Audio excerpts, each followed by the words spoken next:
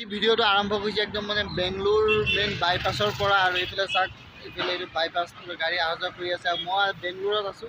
Hello' friends, welcome to my YouTube channel. আৰু কি খবৰ, আশা কৰিছোঁ সকলোৰে ভাল আৰু লগতে মোৰো ভাল। আৰু এইকেইদিন ভিডিঅ' দিব পৰা নাই, মানে অলপ প্ৰব্লেম হৈ আছিলে সেইকাৰণে। আৰু বৰ্তমান মই আছোঁ বেংগলোৰ আৰু ব'লক আমি এতিয়া ভিডিঅ'টো আৰম্ভ কৰোঁ। আৰু মই যোনখিনি জেগাত ৰখি আছোঁ এইখিনি আপোনাৰ একদম এনেকুৱা লাগিছে একদম পূৰা গাঁৱলীয়া জেগা, মানে আমাৰ গাঁৱৰ ৰাস্তা নিচিনা এনেকুৱা লাগিছে। আৰু এইফালে চাওক মই হাইৱেৰ পৰা অকণমান আহি পেলাই অকণমান আঁতৰত আহি পেলাই ৰখিছোঁ। একদম এনেকুৱা ধুনীয়া লাগিছে ন, একদম আমাৰ গাঁৱৰ যেনেকুৱা ৰাস্তা তেনেকুৱা লাগিছে। কিন্তু গাঁৱৰ আৰু মই যোনখিনি জেগাত আছোঁ মানে বেংগলোৰ, আৰু এইটো হ'ল আপোনাৰ মেইন যোনটো মানে হাইৱেৰ ৰাস্তা হয়।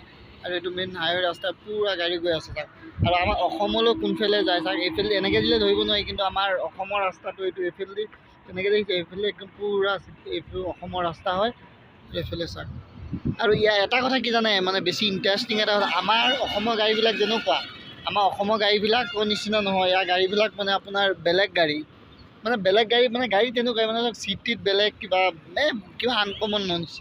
আৰু বৰ্তমান মই আছোঁ অভাৰফ্লাইৰ ওপৰত, আৰু মই যে গৈ আছোঁ এইটো আপোনাৰ একো দলং নহয়, এইটো অভাৰফ্লাই হয়। আৰু তলফালে দেখিছে পূৰা গাড়ী গৈ আছে।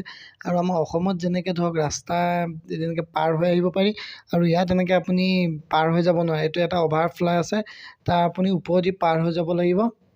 মানে ধৰক আপুনি এনেকৈ আমাৰ তাত এনেকৈ গাড়ী ছিগনেল দি ৰখাই পেলাই আপুনি ৰাস্তা পাৰ হ'ব, বা মেইন ৰাস্তা হাইৱে ৰাস্তা পাৰ হ'ব, তেনেকুৱা ইয়াত তেনেকুৱা ছিষ্টেম নাই। আপোনাক ছিগনেল মাৰিলে কোনো কাৰণতে নৰয়। আৰু সেইকাৰণে এইটো এটা ভাল এটা হেৰি কৰি দিছে। এইটো আপুনি অভাৰফ্লাই ওপৰেদি গৈ পেলাই আপুনি বাছ ষ্টেণ্ড আছে, বাছত উঠিব লাগিব। আৰু এটা মেইন কথা কি জানেনে, ধৰক আমাৰ ইয়াত যেনেকৈ বাছ ছিগনেল দিলেই ৰখে হাত দি, আৰু ইয়াত এনেকৈ ছিগনেল দিলে গাড়ী নৰখে। মই যোনখিনি জেগা আছোঁ বেংগলোৰ, ইয়াত মানে আপোনাৰ এনেকৈ গাড়ী নৰখে। ইয়াত আপোনাৰ বাছ ষ্টেণ্ড আছে, বাছ ষ্টেণ্ডত গৈ আপুনি ৰ'ব লাগিব। তাৰপিছত আৰু আপোনাৰ বাছ ষ্টেণ্ডত গৈ পেলাই ৰ'ব লাগিব। আৰু আমাৰ তাৰ নিচিনা নহয় যে ভাড়া দিয়ক, এনেকুৱা কোনো কথা নাই। আপুনি উঠাৰ লগে লগে টিকেট কাটিব লাগিব। আপুনি অকণমান জেগা গ'লেও আপুনি টিকেট কাটিব লাগিব। আৰু টিকেটৰ বেছি দাম নহয়। আমাৰ তাত এতিয়া 100 টকাত যিমানখিনি ঘূৰাব, ইয়াত 100 টকাত ইমানখিনি ঘূৰায়। আপুনি 100 টকা দি টিকেট এটা কাটক, বহুত জেগা যাব পাৰি। মই এটা আইডিয়া কৰিছোঁ, আমাৰ তাত ইমানখিনি জেগা ঘূৰিব হ'লে মেক্সিমাম 100 টকা এটা লাগিব।